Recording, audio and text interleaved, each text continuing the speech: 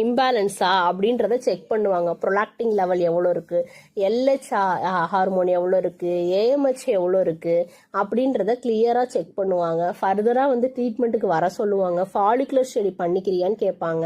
Follicular ஸ்டடினா எப்போ உங்களுக்கு ovulation நடக்குது, இந்த டேட்ல ஒன்னா இருங்கன்ற டேட்டை குறிச்சு கொடுக்கறதா ஃபாலிகுலர் ஸ்டடி.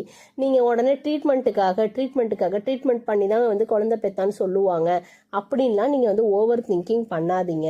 அதே போல நீங்க மத்தவங்க இது சொல்றாங்க அது சொல்றாங்கன்னு மத்தவங்களுக்காக வாழ்ந்தீங்கன்னா உங்க லைஃப் உங்களுக்காக வாழவே முடியாது. பார்க்கலாம், மற்றவங்களையும் பார்க்கணும் தான், நான் இல்லைன்னு சொல்ல. இதெல்லாம் சொல்லலாம், நம்ம டயலாக்கு சொல்லலாம் சிஸ்டர் அப்படின்னு நீங்கள் நினைக்கலாம். மற்றவங்களையும் பார்க்கணும் தான், மற்றவங்களும் முக்கியம் தான். எதனால் அப்படின்னா, நம்ம லைஃப்பை சர்வே பண்ணணும்னா சுற்றி உள்ளவங்க நம்மளை ப்ளேம் பண்ணால் நம்மளே டவுன் ஆகிடுவோம். ஸோ அவங்க ப்ளேம் பண்ணாத மாதிரி நம்ம எந்த ஒரு தப்பும் பண்ணாத வரைக்கும் நம்ம தைரியமாக இருக்கலாம். ஒரே விஷயம், ஓகேங்களா?